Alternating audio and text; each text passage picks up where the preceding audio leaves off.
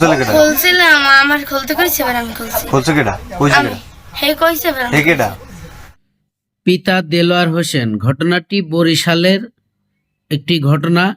আর আপন মেয়ে এবং বাবা একই ঘরে ধরা পড়ল এলাকাবাসীদের হাতে। সুপ্রিয় দর্শক শ্রোতা, আসসালামু আলাইকুম।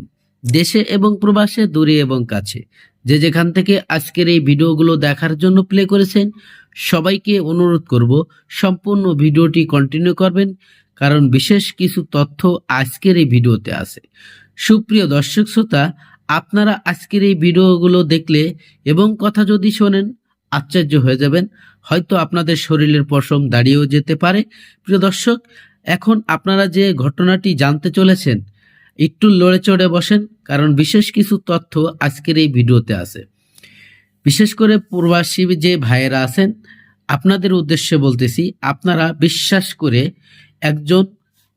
একটা বউকে আপনারা রেখে যান বাবা মার কাছে অথবা শ্বশুর শাশুড়ির কাছে।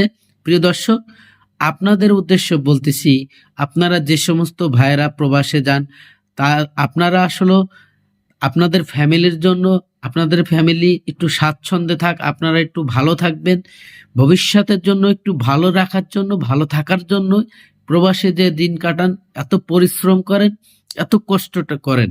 প্রিয় দর্শক, পরের ঘরের মেয়ে মানুষ কখনোই তারা আপন হতে পারে না। প্রিয় দর্শক, একজন স্ত্রী যখন একটি স্বামীর এত অন্তরঙ্গ কলিজা হয়ে যায়, সেই কলিজায় যখন দাগ লেগে যায়, সেটা ভোলার মতো কোনো পরিবেশ পরিস্থিতি হয় না। প্রিয় দর্শক, এই মেয়েটিকে তার একজন প্রবাসী ভাই বিবাহ করে সে শ্বশুর বাড়িতে রেখে যায়, আর সেই সুযোগটাই কাজে লাগায় তার নিজ পিতা। আসলে ওই কথাগুলো বলতে গেলেও শরম লাগে, বলতে গেলেও দ্বিধাবোধ হয়। এই কথাগুলো আসলে মুখে আনাটাও মানে অসামাজিকতা। প্রিয় দর্শক, তারপরেও ঘটনা বলতে কিছু বলতে হয়, হয়তো আপনারা যদি না বলি তাহলে বুঝতে পারবেন না। দর্শক, নিজের মেয়ে এবং আপন বাবার সাথে যে ঘটনাটি ঘটেছে, আপনারা ইতিমধ্যে হয়তো বুঝতে পেরেছেন, আমি আর এটা খুলে বলতে চাচ্ছি না। প্রিয় দর্শক, কথা বেশি বাড়াবো না, ভিডিওগুলো দেখবেন। সবাইকে অনুরোধ করব সম্পূর্ণ ভিডিওটি কন্টিনিউ করবেন। কন্টিনিউ করলে আপনারা বুঝতে পারবেন ঘটনাটি এমনই একটি ঘটনা, তার আপন চাচি ধরে বসে তাদের চলাফেরা এবং আচার আচরণ ব্যবহারে যে তার নিজের বাবার সাথে হয়তো তাদের সম্পর্ক আছে। এভাবে চলতে থাকে প্রায় প্রায় 1 মাস।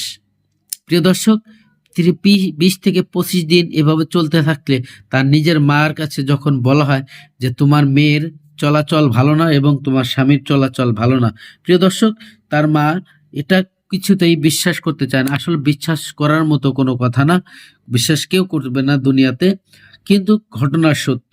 তার মা সকালবেলা ফজরের নামাজ পড়েই কাজের সন্ধানে চলে যায়, আর বিকালে বাড়ি ফেরে, অর্থাৎ সন্ধ্যার আগ মুহূর্তে বাড়ি ফেরে। আর এই সারাটা দিনই এই বিবাহিত মেয়ে এবং তার যে বৃদ্ধ বাবা দেওয়ালার হোসেন, উনি বাড়িতে থাকে। প্রিয় দর্শক, এই ঘটনাটি একাধিকভাবে তাদের সাথে মিলামেশা করেছে তারা এবং স্বীকারোক্তি দিয়েছে। আপনারা ভিডিওতে দেখেছেন এবং সম্পূর্ণ ভিডিওটি দেখবেন। দর্শক, তার মেয়ে বলতেছে বাপের কথা, আর বাপে বলতেছে মেয়ের কথা, অর্থাৎ দুইজনের দোষ দুইজনে দিচ্ছে। মেয়ে বলতেছে যে আমাকে সে জোর করেছে, আর বাবাই বলেছে আমার স্বামী নেই, আমার স্বামী প্রবাসে আছে, তুমি করো। প্রিয় দর্শক, এই যে ঘটনাগুলো আসলে এটা মেনে নেওয়ার মতো না। তা চলুন আমরা সেই সম্পূর্ণ ভিডিওটি দেখি। দর্শক, সম্পূর্ণ ভিডিওটি দেখার জন্য ছোট্ট করে একটি রিকোয়েস্ট করব, আপনি যদি আমার চ্যানেলের নতুন বন্ধু হয়ে থাকেন, ভালো লাগলে চ্যানেলটিকে সাবস্ক্রাইব করে ভিডিওগুলো লাইক করবেন, শেয়ার করে দিন।